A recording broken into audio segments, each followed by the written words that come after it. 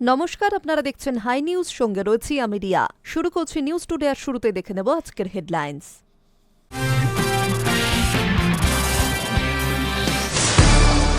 মহাকাল মন্দিরের শিলান্যাসে শিলিগুড়ির মাটিকাড়ায় মুখ্যমন্ত্রী। এই মন্দির নির্মাণ সম্পূর্ণ হলে বাংলার মুকুটে আরও একটি পালক যুক্ত হবে, মন্তব্য মুখ্যমন্ত্রীর। মেদিনীপুরে বিজেপি লিড পাওয়া মানে সিপিএমকে অক্সিজেন দেওয়া, স্পষ্ট ভাষায় বার্তা অভিষেক বন্দ্যোপাধ্যায়ের। বদলে যাচ্ছে এসআইআর এর দিনক্ষণ, তৃণমূলের দাবিতে কার্যত শিলমোহর দিয়ে অভিযোগ জমা এবং নিষ্পত্তির সময়সীমা বাড়ালো কমিশন। ঝাড়খণ্ডের মুর্শিদাবাদের শ্রমিকের মৃত্যুকে কেন্দ্র করে রণক্ষেত্র বেলডাঙ্গা, জাতীয় সড়ক এবং রেল স্টেশন অবরোধ বিক্ষোভকারীদের, ঘটনায় বিজেপিকে দুষলেন মুখ্যমন্ত্রী। নবান্নের সামনে বিজেপির মিছিল ও ধর্নার অনুমতি দিল না হাইকোর্ট, সিঙ্গেল বেঞ্চের এই রায়ের বিরুদ্ধে ডিভিশন বেঞ্চে যাওয়ার সিদ্ধান্ত বিজেপির। 2008 সালের পর 2026 আন্দোলন মাথাচাড়া দিচ্ছে সিঙ্গুরে। আগামী 18 জানুয়ারি সিঙ্গুরের টাটার মাঠে জনসভা প্রধানমন্ত্রীর। কোন রকম অনুমতি না নিয়েই জমিতে হচ্ছে সভামঞ্চ, অভিযোগ স্থানীয়দের। নবান্নের সামনে বিজেপির মিছিল ও ধর্নার অনুমতি দিল না কলকাতা হাইকোর্ট। বিচারপতির পর্যবেক্ষণ, শান্তিপূর্ণ কর্মসূচি করার অধিকার সকলেরই রয়েছে, তবে নবান্ন একটি উচ্চ নিরাপত্তা অঞ্চল। সেখানে কর্মসূচি করতে না দেওয়ার ক্ষেত্রে পুলিশের যে যুক্তি, তার গুরুত্ব পাওয়ার যোগ্য বলেই মনে করছে আদালত। তবে পুরোপুরি নিষেধাজ্ঞা নয়, বিকল্প জায়গায় কর্মসূচির অনুমতি দিয়েছে হাইকোর্ট।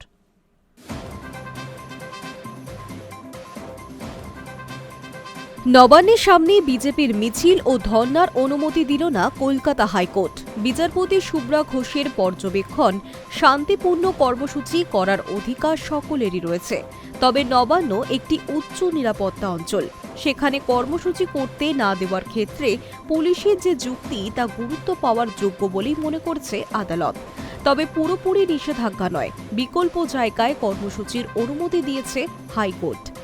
নির্দেশ অনুযায়ী নবান্ন থেকে প্রায় 1.5 কিলোমিটার দূরে মন্দিরতলা বাসস্ট্যান্ডে বিজেপি ধর্ণা দিতে পারবে। সকাল 10টা থেকে বিকেল 4টে পর্যন্ত ওই কর্মসূচি চলতে পারবে বলে জানানো হয়েছে।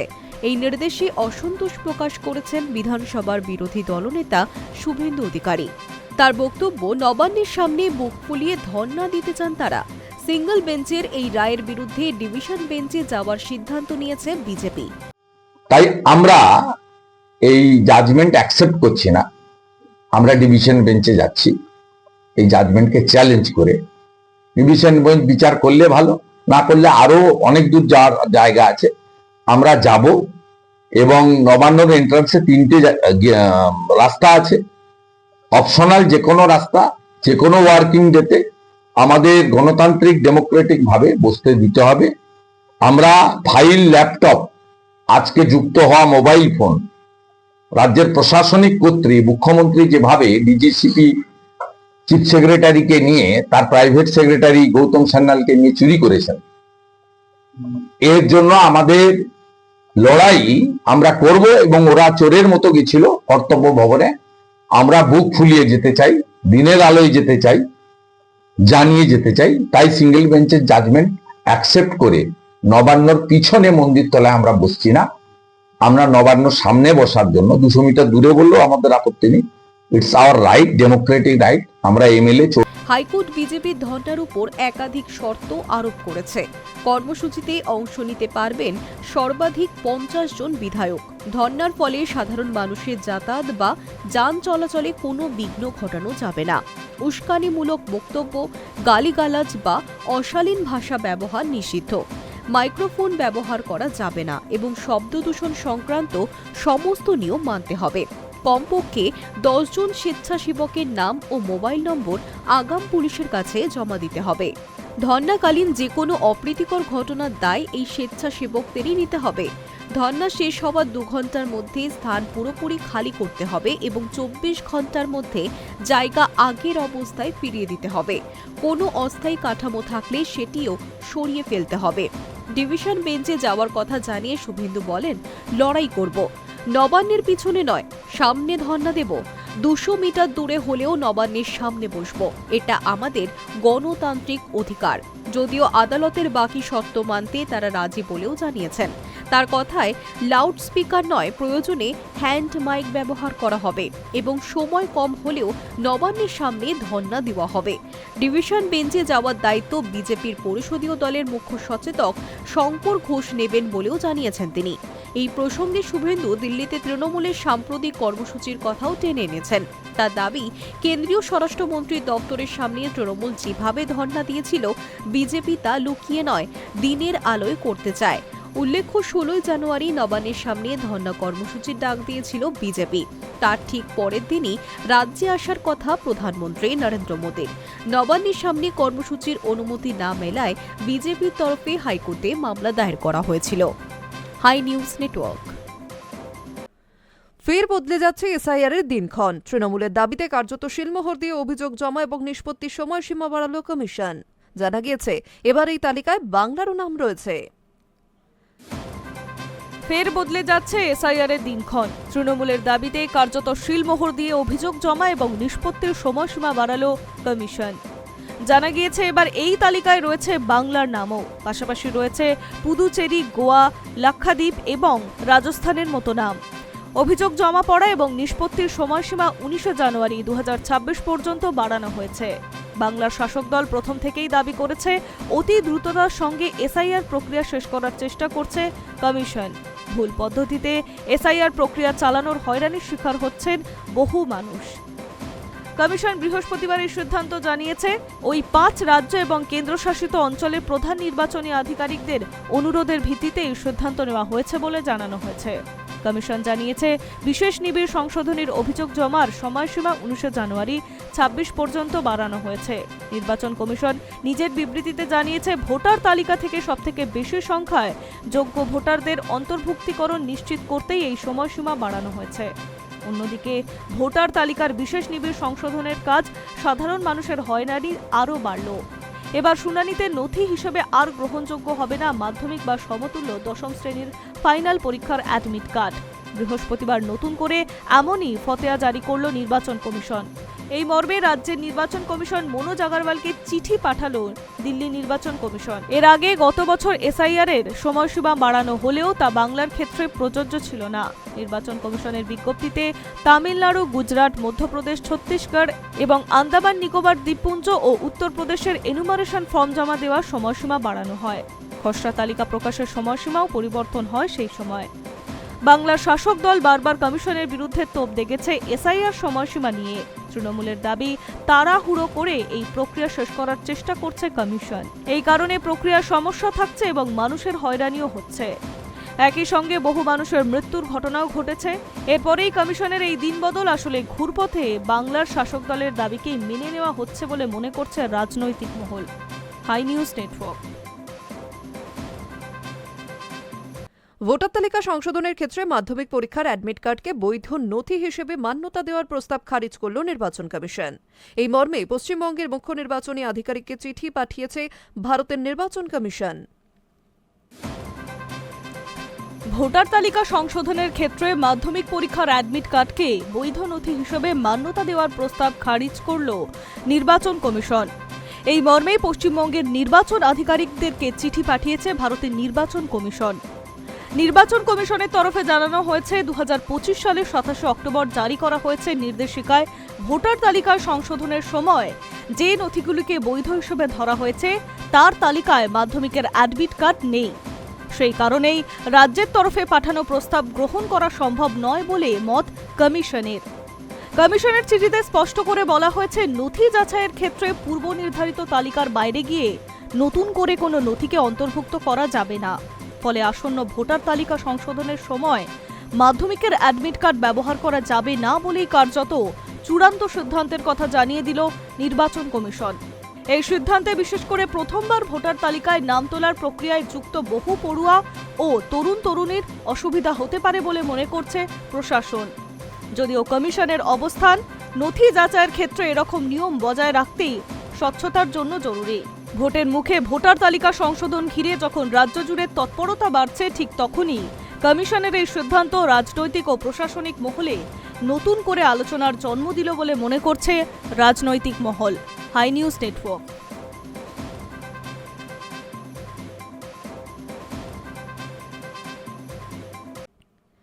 2008 সালের পর 2026 ফের আন্দোলন মাথাচাড়া দিচ্ছে সিঙ্গুরে।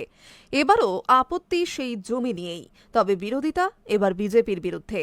আগামী 18 জানুয়ারি সিঙ্গুরে টাটার মাঠে জনসভা প্রধানমন্ত্রী নরেন্দ্র মোদীর। স্থানীয়দের অভিযোগ, তাদের অনুমতি না নিয়েই জমিতে সভামঞ্চ তৈরি হচ্ছে। 2008 সালের পর 2026 ফের আন্দোলনে মাথাচাড়া দিচ্ছে সিঙ্গুর। সেবার আন্দোলন ছিল জমির অধিকারের দাবিতে।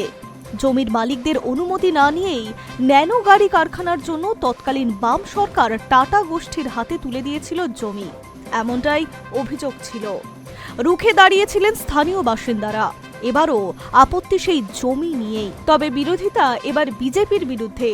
আগামী 18 জানুয়ারি সিঙ্গুরের টাটার মাঠে জনসভায় প্রধানমন্ত্রী নরেন্দ্র মোদী। সেখান থেকে একাধিক রেল প্রকল্পের উদ্বোধন করবেন তিনি। স্থানীয়দের অভিযোগ, তাদের অনুমতি না দিয়েই জমিতে সভামঞ্চ তৈরি হচ্ছে। এই নিয়ে বিডিওর কাছে লিখিতভাবে আপত্তির কথাও জানিয়েছেন কয়েকজন। একইভাবে 18 বছর পর শিল্প আর রাজনীতির লড়াই মিলে গেল সিঙ্গুরের মাটিতে। জমির মালিকদের সম্পত্তি ছাড়াই সিঙ্গুরে প্রধানমন্ত্রী নরেন্দ্র মোদীর জন্য সভামঞ্চ তৈরি হচ্ছে।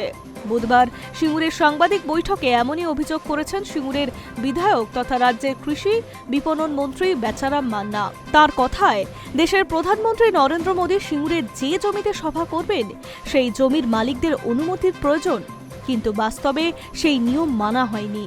গোপালনগর মৌজার ওইসব জমির মালিকরা বিডিও এবং পুলিশ প্রশাসনের কাছে লিখিত অভিযোগও জানিয়েছেন। এই ব্যাপারে আইন সংক্রান্ত ব্যবস্থা নেওয়ার জন্য প্রশাসনের কাছে আর্জি জানিয়েছেন তারা। কৃষকদের অভিযোগপত্র দেখিয়ে মন্ত্রী বেচারাম মান্না বলেন, সিঙ্গুরের মাটি গণতন্ত্রপ্রিয় মানুষের মাটি। এখানে অনেক রাজনৈতিক নেতারা আসা যাওয়া করেন, কিন্তু দুঃখের কথা আমাদের দেশের প্রধানমন্ত্রী নিয়ম মানেন না। প্রধান হিসেবে জমির মালিকরা বিডিওকে যে চিঠি দিয়েছেন তার প্রতিলিপি সাংবাদিকদের হাতে তুলে দিয়েছেন বেচারাম মান্না। সেসব চিঠিতে দেখা গিয়েছে দিলীপ কুমার কোলে, মোহিত কুমার কোলে, সনাতন সাঁতরার মতো স্থানীয় কৃষকরা প্রধানমন্ত্রীর সভার জন্য অনুমতি ছাড়া তাদের জমি দখল নিয়ে অভিযোগও জানিয়েছেন। স্পষ্ট অভিযোগ তুলেছেন, প্রধানমন্ত্রীর সভার জন্য তাদের কাছ থেকে জমি সংক্রান্ত কোনো মৌখিক অথবা লিখিত অনুমতি নেওয়া হয়নি। যদিও তাদের এই অভিযোগ উড়িয়ে দিচ্ছেন সিঙ্গুরের বিজেপি নেতা সঞ্জয় পাণ্ডে। তার দাবি, এখন কেউ মিথ্যে অভিযোগ করতেই পারে, তার অন্য ব্যবস্থা আছে, আমরা ওসব নিয়ে চিন্তিত নই। আয়োজকদের দাবি, জেলা প্রশাসকের কাছে প্রয়োজনীয় অনুমতি নিয়ে প্রধানমন্ত্রীর এসজিপিটি টিম সুরক্ষা খতিয়ে দেখবে, তবেই এই জনসভার আয়োজন করা হবে বলে খবর। Hi news Network. শুরু হচ্ছে বেলঘরিয়া রেলওয়ে ফ্লাইওভারের সংস্কারের কাজ। বহু টালবাহানার পর অবশেষে সমস্ত জটিলতা কাটিয়ে শুরু হচ্ছে ফ্লাইওভার সংস্কারের কাজ। জানা যাচ্ছে 17 জানুয়ারি থেকে শুরু হচ্ছে এই কাজ। শুরু হচ্ছে বেলঘরিয়া রেলওয়ের ফ্লাইওভারের সংস্কারের কাজ।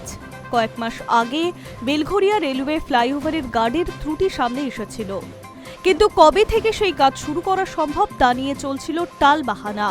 মাসখানেক ধরেই বিকল্প রুট সহ একাধিক বিষয় নিয়ে আলোচনা চলছিল। অবশেষে সমস্ত জটিলতা কাটিয়ে শুরু হচ্ছে বেলঘরিয়া রেলওয়ে ফ্লাইওভার সংস্কারের কাজ। জানা যাচ্ছে, অনির্দিষ্ট সময়ের জন্য এই ফ্লাইওভার বন্ধ রেখে 17 জানুয়ারি থেকে শুরু হচ্ছে সংস্কারের কাজ। এর ফলে তীব্র যানজটের আশঙ্কাও তৈরি হয়েছে। যদিও পরিস্থিতি সামাল দিতে ইতিমধ্যে পুরসভা এবং পুলিশের তরফে শুরু হচ্ছে প্রচার। বেলঘরিয়া রেলওয়ে ফ্লাইওভারের উত্তর শহরতলির অন্যতম লাইফলাইন। মূলত এই ফ্লাইওভার বিটি রোড থেকে এমবি রোড হয়ে নিমতা মোড়ে কল্যাণী এক্সপ্রেসওয়ের সঙ্গে যুক্ত হয়। শুধু তাই নয়, খুব সহজে এই ফ্লাইওভারকে ব্যবহার করে বিরাটিও পৌঁছানো সম্ভব। ফলে প্রত্যেক দিন বহু মানুষের যাতায়াত এই ফ্লাইওভারের উপর দিয়েই হয়। এমনকি এই ফ্লাইওভারকে ব্যবহার করে বহু পণ্যবাহী গাড়ি, বাসও চলাচল করে।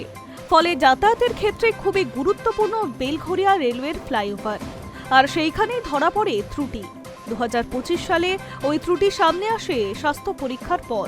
ফ্লাইওভারে গার্ডারের ত্রুটি সামনে আসে, দ্রুত সংস্কারের প্রয়োজন হয়ে পড়ে, তা জানিয়ে রেলকে চিঠিও দেওয়া হয়। প্রশাসনিক স্তরে শুরু হয় আলোচনা। গত বছর দুর্গাপুজোর আগে সংস্কারের কাজ শুরু করতে চেয়েছিল, কিন্তু পুজোর সময় বলে তা সম্ভব হয়নি। মানুষের সমস্যা হতে পারে সেই কথা ভেবে পুরসভার তরফে আবেদনও জানানো হয়। এর মধ্যেই গত ডিসেম্বর মাসে ফের একবার ব্রিজের স্বাস্থ্য পরীক্ষা করা হয়, আর তাতে চাঞ্চল্যকর তথ্য সামনে আসে। জানা যায় ব্রিজের একদিকে 5টি গার্ডার এবং অন্যদিকে 7টি গার্ডারের অবস্থান ভালো নয়। মোট 12টি গার্ডার দ্রুত বদলানো প্রয়োজন। দ্রুত সংস্কারের কথা মাথায় রেখে দফায় দফায় বৈঠকে বসেন জেলা প্রশাসন, পুলিশ, কেএমডি ও রেলের আধিকারিকরা। কারা হয় যৌথ পরিদর্শন? এরপরেই সিদ্ধান্ত নেওয়া হয়েছে আগামী 17 জানুয়ারি থেকে গুরুত্বপূর্ণ এই ফ্লাইওভার সংস্করণের কাজ শুরু হবে। সেই মতো রাত 12টাতেই বন্ধ করে দেওয়া হবে সম্পূর্ণ ফ্লাইওভার। পূর্ত দপ্তর থেকে জানা গিয়েছে কাজ শেষ হতে 3.5 থেকে 4 মাস সময় লাগতে পারে। যদিও যানজট এড়াতে ইতিমধ্যেই পুলিশের তরফে একাধিক পদক্ষেপ নেওয়া হয়েছে। বিকল্প রাস্তা গাড়ি যাতায়াত করবে বলেও জানানো হয়েছে। জানা গিয়েছে বিটি রোড থেকে নিমতা হয়ে বিরাটি যাওয়ার জন্য যাত্রীদের রথতলা মোড় হয়ে যেতে হবে। এরপর নীলগঞ্জ রোড হয়ে সিন্ধু স্টার মোড় থেকে টেক্সট ম্যাকো রোড হয়ে 8 নম্বর রেলগেট হয়ে এমবি রোডের কালচার মোড়ে যেতে হবে। অন্যদিকে বিটি রোডে আসতে গেলে বিরাটির দিক থেকে প্রথমে এমবি রোডের কালচার মোড়, এরপর ডান দিক দিয়ে ওল্ড নিমতা রোড ধরতে হবে। এরপর 2 নম্বর রেলগেট থেকে নীলগঞ্জ রোডের সিন্ধু স্টোর মোড় হয়ে বিটি রোডে আসতে হবে। যাত্রীদের সুবিধার কথা মাথায় রেখে পুলিশের তরফে বিভিন্ন জায়গায় বোর্ড লাগানো হচ্ছে। এছাড়াও পুরসভার তরফে মাইকিং করা হচ্ছে। কামারহাটি পুরসভার চেয়ারম্যান গোপাল সাহা বলেন, বেলঘরিয়া ফ্লাইওভারের স্বাস্থ্য পরীক্ষায় মোট 12টি গার্ডারের ত্রুটি সামনে এসেছে। দ্রুত কাজ না করলে যে কোনো সময় বিপদের সম্ভাবনা হবে বলে জানিয়েছে রেল, এবং তারপরেই ব্রিজ সংস্কারের সিদ্ধান্ত নেওয়া হয়। সেই মতো আগামী 17 জানুয়ারি থেকে 12টা 1 মিনিট থেকে ব্রিজ বন্ধ থাকবে বলে জানিয়েছে কামারহাটি পুরসভার চেয়ারম্যান। Hi news Network. 23 জানুয়ারি নয়, বাংলার আবেদনকে গুরুত্ব দিয়ে পিছিয়ে গেল জি মেন পরীক্ষা। 21 থেকে 24 জানুয়ারি পর্যন্ত পরপর জয়েন্ট মেন পরীক্ষা হওয়ার কথা ছিল। নতুন দিনক্ষণ জানানো হবে।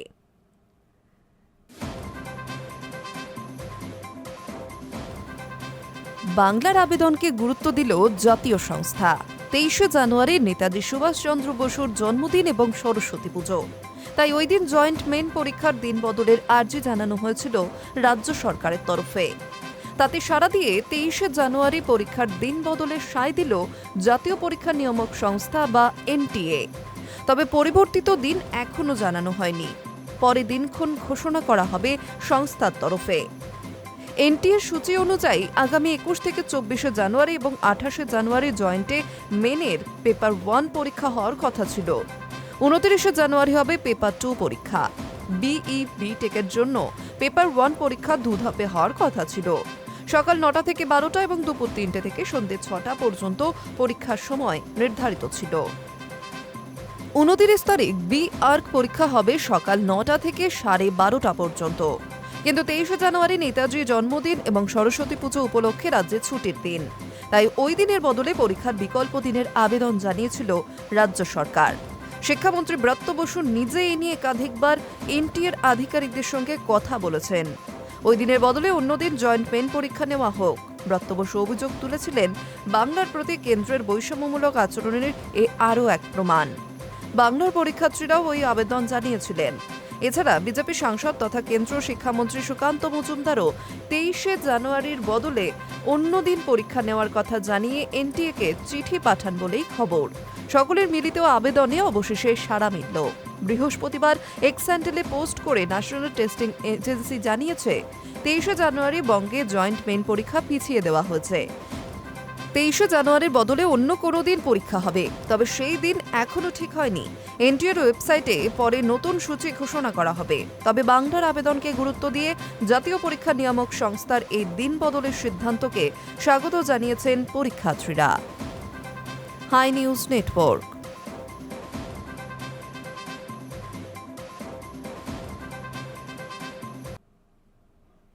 বৈঠক নিষ্ফলা, ফলে 27 জানুয়ারি ব্যাংক ধর্মঘট হচ্ছেই, যার জেরে দেশে টানা 4 দিন বন্ধ থাকবে ব্যাংকিং পরিষেবা।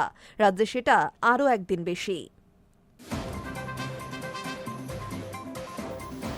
বৈঠক নিষ্ফলা, ফলে 27 জানুয়ারি ব্যাংক ধর্মঘট হচ্ছে, যার জেরে দেশে টানা 4 দিন বন্ধ থাকবে ব্যাংকিং পরিষেবা। রাজ্যে সেটা আরও একদিন বেশি। প্রভাব পড়তে পারে এটিএম পরিষেবাতেও, কারণ 23 জানুয়ারি নেতাজি জয়ন্তী এবং সরস্বতী পুজো। 25 রবিবার, 26 সাধারণতন্ত্র দিবস আর 24 তারিখ মাসের শেষ শনিবার বলে এমনিতেই ব্যাংক বন্ধ থাকছে। United forum of bank unions এই ধর্মঘটের ডাক দিয়েছে সপ্তাহে 5 দিন কাজের দাবিতে, অর্থাৎ প্রত্যেকটা শনিবারই বন্ধ রাখার দাবি তুলেছে সংগঠনের এক কর্তা সঞ্জয় দাসের দাবি, পরিবর্তে সপ্তাহে কাজের দিনগুলিতে বাড়তি 40 মিনিট করে গ্রাহক পরিষেবা দেওয়ার প্রস্তাব রাখা হয়েছে, কিন্তু এতে রাজি নয় ইন্ডিয়ান ব্যাংকিং অ্যাসোসিয়েশন। বুধবার মুম্বাইয়ে আইবিএর সঙ্গে ধর্মঘটি সংগঠনের কর্তাদের বৈঠক নিষ্ফলা হওয়ায় 27 জানুয়ারি ব্যাংক ধর্মঘট হচ্ছে বলে দাবি সংগঠনের। এই সময় অসংগঠিত কর্মীরাও ধর্মঘটে সামিল হবেন। আউটসোর্সিং থাকলে এটিএমে টাকা নাও মিলতে পারে, তবে অনলাইনে লেনদেন চলবে। বর্তমানে রবিবার বাদে মাসের দ্বিতীয় ও চতুর্থ শনিবার ছুটি পান ব্যাংক কর্মীরা, কিন্তু অন্যান্য বেশ কিছু আর্থিক এবং সরকারি প্রতিষ্ঠানের মতো 5 দিনের কর্মসপ্তাহ চালু করার দাবিতে কর্মীরা দীর্ঘদিন ধরেই সরব। ইউনিয়নগুলির বক্তব্য, পূর্ববর্তী চুক্তি অনুযায়ী বাকি 2 শনিবারও ছুটি ঘোষণা করার কথা ছিল, কিন্তু সেটা এখনো বাস্তবায়িত হয়নি। Hi news network.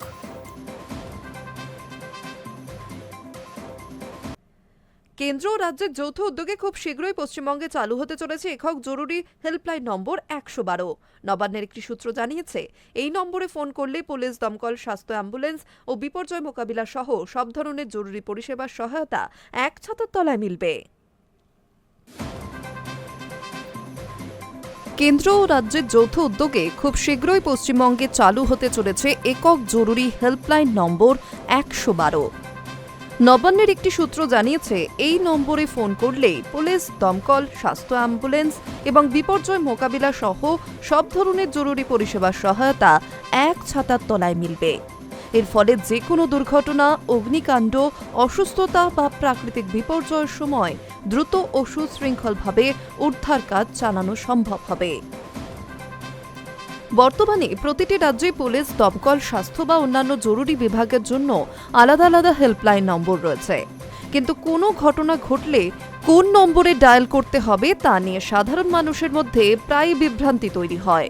বহু ক্ষেত্রেই 100 নম্বরে ফোন করে সাধারণ মানুষ দমকল বা চিকিৎসা পরিষেবার আবেদন জানান। তখন প্রথমে পুলিশের কাছে কল পৌঁছায়, পরে সেখান থেকে সংশ্লিষ্ট দফতরে যোগাযোগ করতে হওয়ায় জরুরি সময় নষ্ট হয়। এই বাস্তব অভিজ্ঞতা থেকে কেন্দ্রীয় সরকার একটি বিকল্প এবং সমন্বিত হেল্পলাইন চালুর সিদ্ধান্ত নেয়।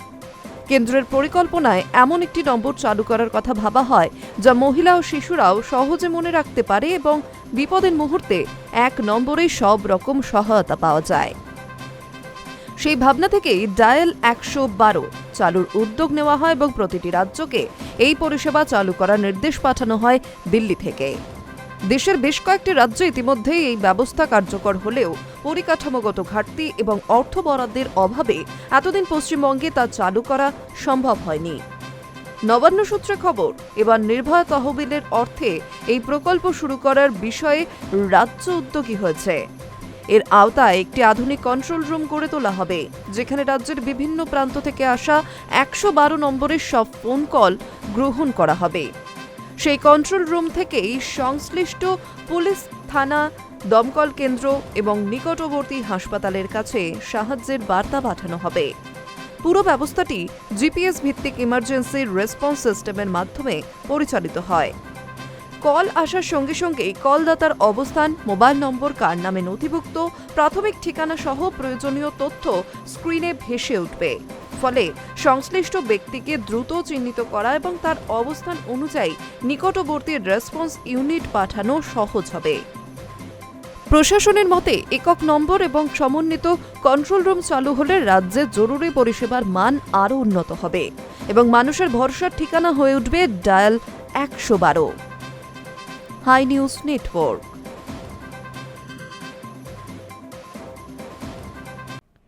নিউজ টুডে এখন এই পর্যন্তই। আরও অন্যান্য খবরের জন্য নজর রাখুন হাই নিউজে। নির্ভীক, নিরপেক্ষ।